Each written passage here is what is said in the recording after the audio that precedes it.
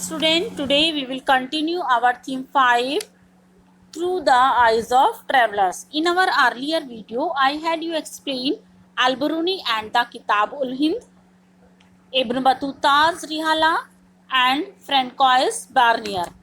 Today we will take our topic 5, Ibn Battuta and the excitement of the unfamiliar.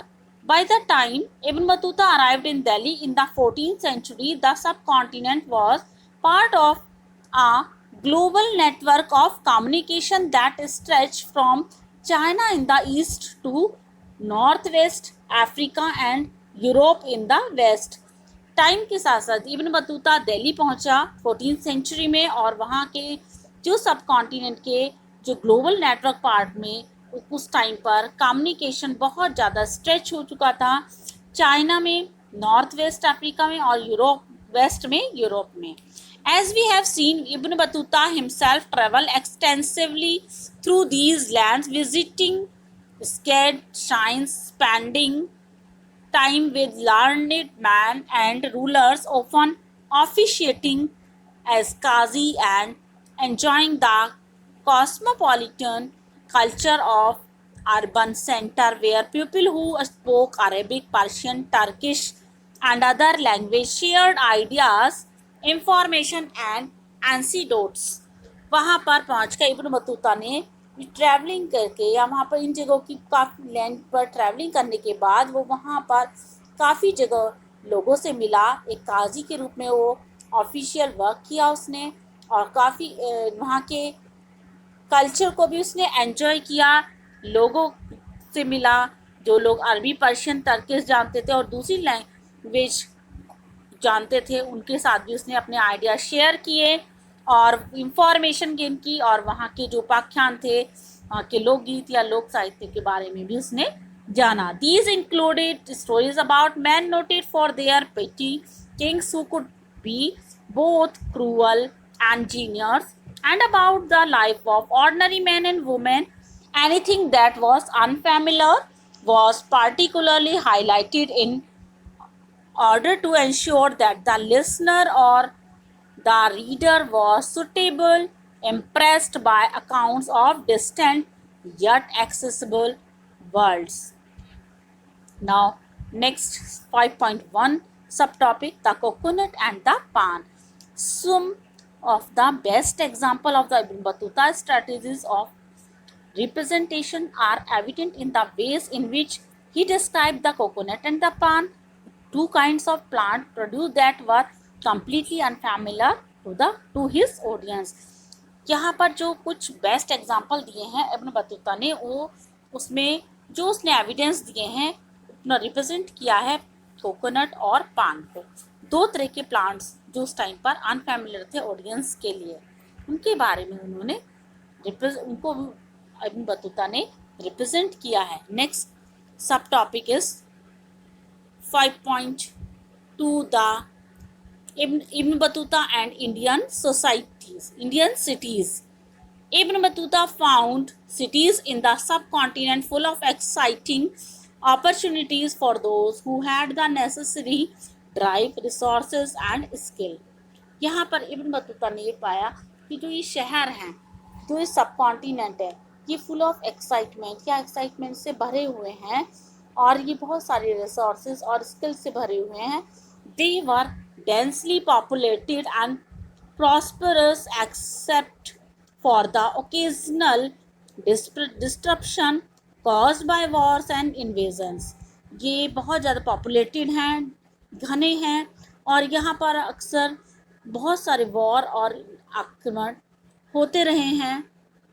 It appears from Ibn Battuta account that most cities had crowded street and bright and colorful market that were stacked with a wide variety of goods. Ibn Battuta described Delhi as a vast city with a great population, the largest in India.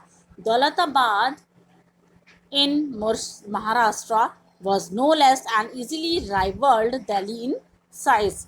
यहाँ पर Ibn Battuta ने describe किया कि दिल्ली बहुत विशाल शहर है और population भी बहुत अधिक है. वहाँ भारत का सबसे लार्जेस्ट शहर है दौलताबाद, जो कि महाराष्ट्र में है, वॉज नो लेस, वो भी कम नहीं है, and easily rival Delhi in size, और दिल्ली भी उसी के साइज में है।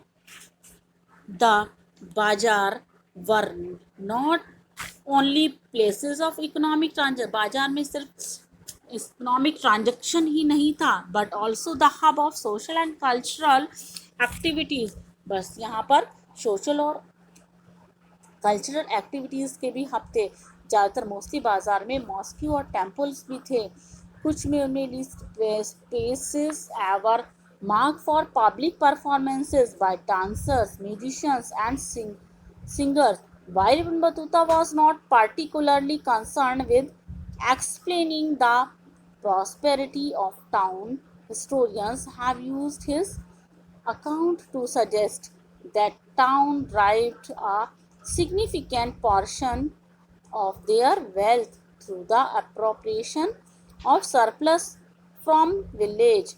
इब्न बतूता ने पाया कि जो इंडियन एग्रीकल्चर है वो बहुत प्रोडक्टिव है, क्योंकि यहाँ पर फर्टिलिटी ऑफ सॉइल बहुत अच्छी है, वेरी प्रोडक्टिव है, और यहाँ पर जो फार्मर हैं वो कल्टीवेट करते हैं साल में 2 फसलें।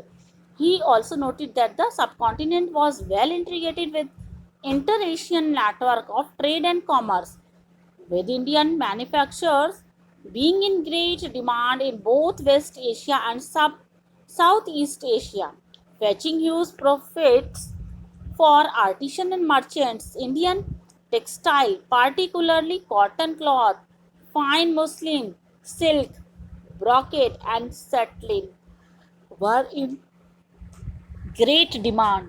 इब्न बतूता ने ये भी इन्फॉर्म किया हमें कि सर्टेन वैरायटी का और फाइन मुस्लिन वहाँ पर बहुत एक्सपेंसिव था। They could be worn only by the nobles and the rich, वो सिर्फ नोबल्स और रिच लोगों के द्वारा ही पहना जाता था। नेक्स्ट सब topic 5.3, a unique system of communication.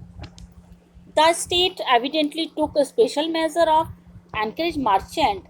Almost all trade routes were well supplied with inn and guest houses. ज़्यादातर ऑलमोस्ट सभी रूट्स पर, ट्रेड रूट्स पर इन छोटी छोटी सराय और गेस्ट हाउसेस बने हुए थे। इब्न बतूता ने ये भी जानकर बहुत उसको आश्चर्य हुआ कि यहाँ पर पोस्टल सिस्टम भी बहुत अच्छा था। Merchant to not only send information and remit credit across long distances, but also to dispatch goods required at short notice. The postal system was so efficient that while it took 50 days to reach Delhi from Sindh, the news report of spies would reach the Sultan through the postal system in 5 days. जबकि वहाँ उनका कहना था, जबकि दिल्ली पहुँचने में, सिंध पहुँचने 50 days लगते थे, बट न्यूज़ सुल्तान के पास पहुँचने में उसको 5 डेज ही लगते थे।